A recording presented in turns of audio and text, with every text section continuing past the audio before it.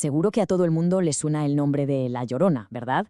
Es una de esas leyendas que atraviesan generaciones, un susurro en la oscuridad que forma parte de nuestro imaginario colectivo.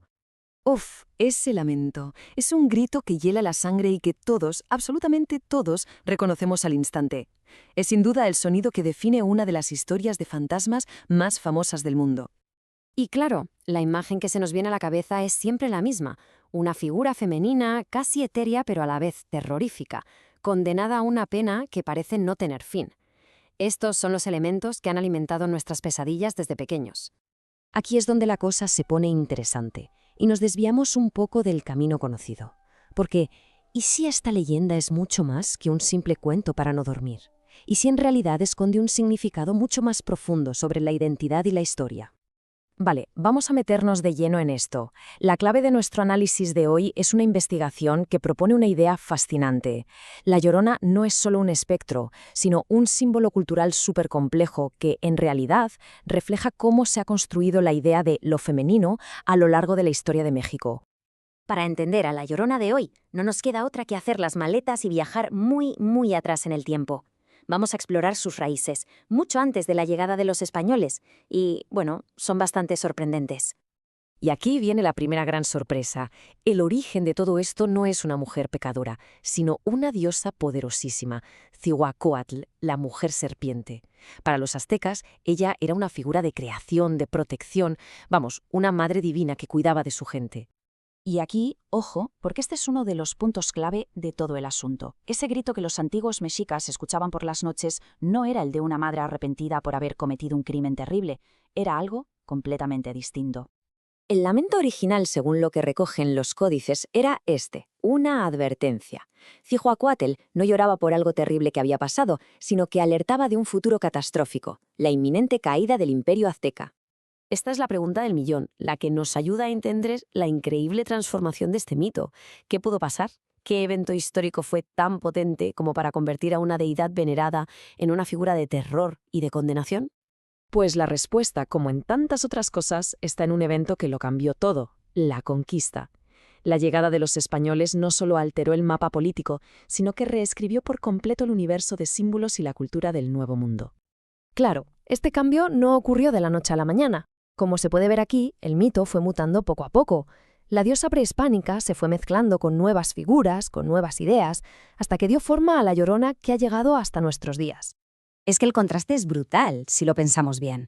La figura pasó de ser una protectora a una asesina. Su motivación dejó de ser una profecía para todo un pueblo y se convirtió en una venganza personal. Y su estatus, pasó de ser divina a estar condenada. La esencia del personaje se invirtió por completo. Lo que nos cuenta esta investigación es que la nueva versión de La Llorona no salió de la nada. Se nutrió de la influencia de tres figuras femeninas muy, muy potentes en el imaginario de la época colonial.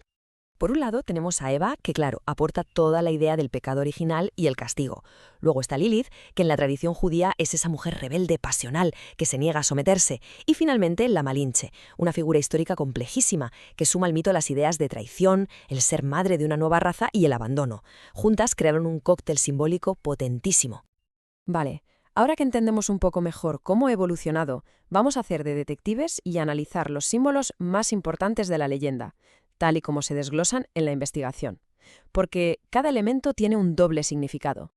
Y por supuesto tenemos que empezar por lo más icónico, por lo más reconocible de la leyenda, su eterno lamento, ese grito que atraviesa la noche. El significado del grito cambió de forma radical. Pasó de ser un mensaje público, una profecía para toda una civilización, a ser la expresión privada e íntima de la culpa de una sola mujer, condenada a una penitencia sin fin. Venga, vamos ahora con el escenario de su tragedia.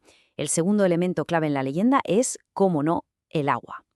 El agua aquí es profundamente ambigua. Por un lado representa la vida, el origen de todo, incluso la limpieza del pecado en el bautismo.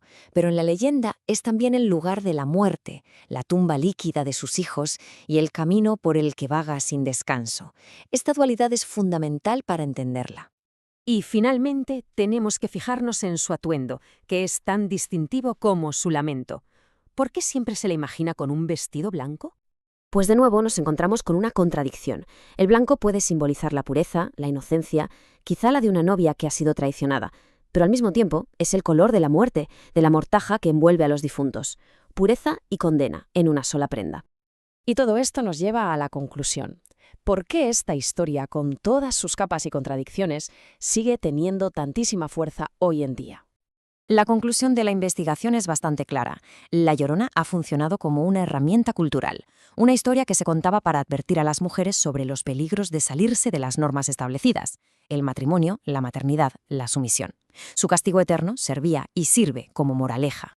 Y esto demuestra el increíble poder que tienen los mitos. Son, en el fondo, un reflejo de la sociedad que los cuenta, lo que nos deja con una pregunta final para la reflexión. En un mundo que ha cambiado tantísimo, ¿qué nos dice hoy la figura de la Llorona? ¿Qué ansiedades, qué miedos o qué realidades de nuestro tiempo se reflejan en su rostro fantasmal?